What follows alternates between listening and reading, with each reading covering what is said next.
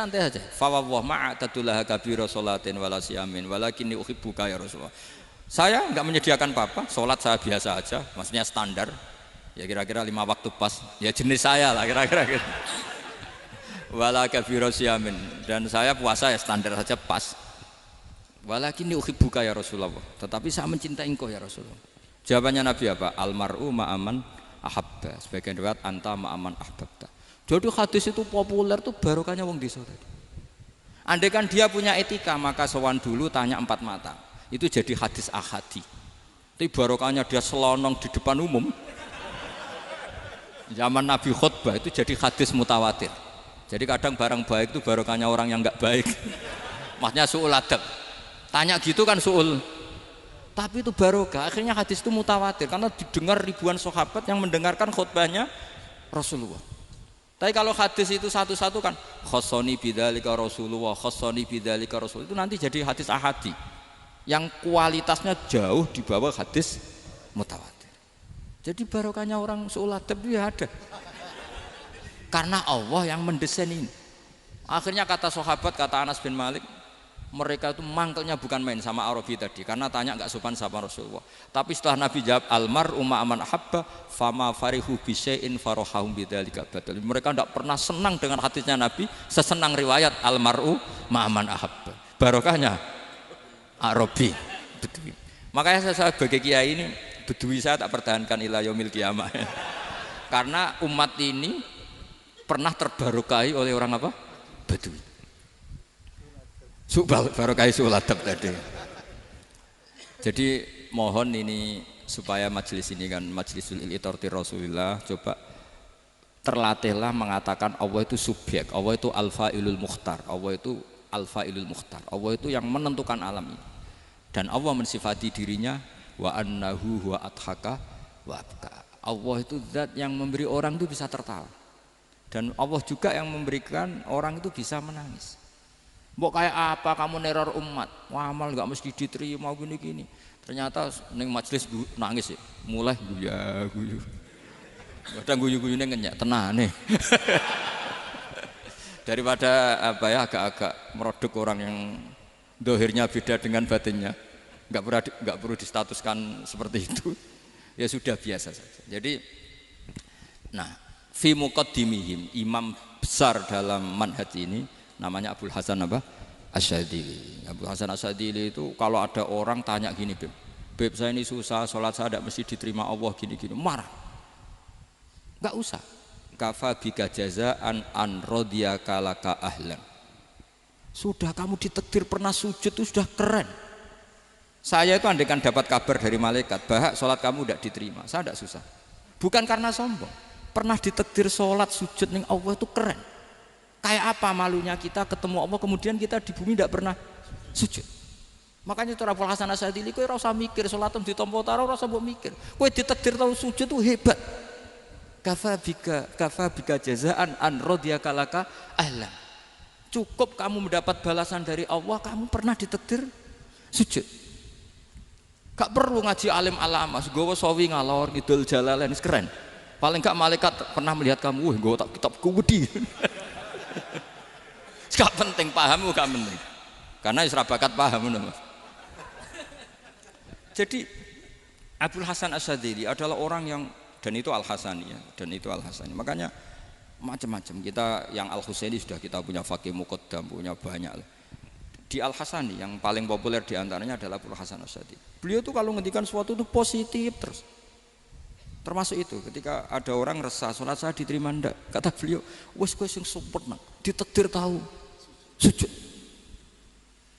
Saya itu sebetulnya kadang-kadang yang miris, wes sholatku tompo ta ora, tapi saya sangat sadili, sangat sadili. Saya nggak pernah berdoa ya Allah ibadah kami jenengan terima ndak, karena takut kalau doa gitu keterusan itu terus ditompo ora ya, akhirnya keterusan gitu, akhirnya ngenes. Masa orang pernah sujud ngenes, lama-lama gini setan masuk. Apa artinya saya sujud ternyata gak diterima? Lu wong kawula kok iskal tentang pernah sujud. Itu kan ibarat gini, kamu ngasih uang sama orang tua kamu, misalnya Habib Soleh ngasih uang Habib Ali, terus apa artinya tak kasih, kemudian beliau tidak terima kasih, itu kan lucu. Terima kasih tidak terima kasih, seorang anak ngasih orang tua itu Keren. Makanya saya bangga dengan Habib Soleh ketika beliau mengumrohkan Habib Ali, sudah mendaftarkan haji Habib Ali. Enggak usah mikir diterima apa enggak. Wes keren, itu sudah perilaku yang keren, yang hebat. Makanya saya sering ada orang mau cerai tanya saya, Gus saya ini cerai gak, istri saya kurang ajar gini. Gak usah. Lah bojo kula judes. Uang di bojo iku wis keren, paling gak kowe ra darani jomblo.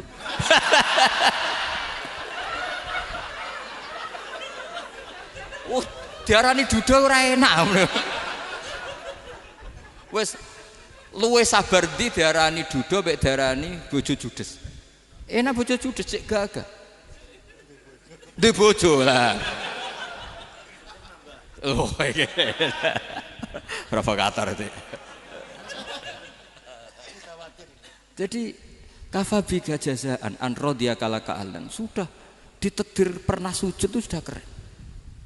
Dulu ulama ala hadan nampak. Ulama dulu cara berpikir seperti itu. Makanya ulama dulu kalau nafsiri wasjud waqtarib sudah pernah sujud. Di Quran enggak pernah ada ayat wasjud lan sujudo sira ingkana kada wa kada ingkunta mutayakinan bikobuli sujudi. Kan ada sujud ya sujud saja, tidak usah mikir makbul apa tidak makbul. Sudah kalau sujud pasti waqtarib. Terus saya sebenarnya ya sebagai orang ya kadang wedi, sholatku ditompo ta ora. Tapi kalau keterusan nanti ada was-was yang mengatakan opo artine sholat. Lu tuh kan ngeri seorang hamba sing uripe ning bumine Allah kemudian menyoal pernah sholat hanya karena takut gak diterima. Itu kan geblek banget. Nah, saya jenis kiai yang di partai itu. Saya enggak tahu kalau keneng dikom. Sedih umat masa kamu gak ono keren blas. Jadi nah nanti kalau misalnya ada manhajnya Habib Soleh yang enggak seperti itu enggak apa-apa, mungkin supaya orang enggak takabur, enggak fakhr. Sehingga makanya mulai dulu lama itu ya partainya kalau enggak rojak ya khauf. Nah saya ini yang jelas terang-terangan ikut partai rojak saja, apa? Partai rojak. Karena banyak yang sudah di partai khauf. Tapi saya rojak yang bil ilmi tadi. Makanya Sayyidina Umar radhiyallahu anhu itu yang namanya sama sujud. Saya itu punya kitab. Habib Soleh pernah tak tunjukin tulisan tangan saya. Muji-muji sujud. Sayyidina Umar ketika ditusuk seorang kila itu Majusi ya. Abu Lu'lu' terkenalnya itu. Itu Hulamul Mughirah terkenalnya itu. Ditusuk, dia sahabat, beliau sahabat, wali. Jadi nusuk Umar tuh kayak apa? Nusuk Mas Akom aja dosa besar, apalagi nusuk Umar. Itu ketika ditusuk, dia itu ya punya dendam. Namanya manusia itu punya dendam. Maksudnya namanya orang kan mangkel sama yang nusuk. Kalau orang mangkel itu inginnya kan yang nusuk itu masuk neraka. Tapi apa kata Umar? Ngedikan gini, tanya pertama, yang nusuk saya siapa? Orang Majusi. Orang Majusi, Hulamul Mughirah. Alhamdulillah alladzi lam yaj'al maniyati biyadi rajulin lam yasjud laka sajdatan yuhaju biha indaka yaumal qiyamah. Saya itu senang Gusti, yang nusuk saya orang yang enggak pernah sujud sama jenengan. Jika kalau saya dendam supaya dia masuk neraka, saya enggak takut orang itu nuntut sama saya. Tapi kalau dia pernah sujud, pernah sholat, kemudian dia masuk neraka karena nusuk saya, kemudian dia berargumentasi, saya pernah sujud ya Allah, kenapa engkau masukkan neraka? Saya tidak berani jawab ya Allah. Saking hormatnya sama yang namanya sujud. Jadi kamane dendamnya kesampaian cara Jawa ya. Dendam dengan tanda kutip ya, tidak makna semestinya. Jadi mangkel mbek sing nusuk nak mlebu neraka pantes wong ora tau sujud wae Gusti gitu. Tapi kalau pernah sujud kemudian dia masuk neraka karena saya, bisa yuhajuni biha yaumal qiyamah. Jadi kayak apa sujud? Saya apa? Nabi itu kalau muji sujud sampai ngitkan wa hatta takuna sajdatul wahidatu khairan minad dunya wa ma fiha. Nanti kalau kamu di akhirat ketemu Allah, kenangan terbaik kita apa? Di dunia pernah sujud. Keren aja. Cara ning pondok wis tau bayar sehari.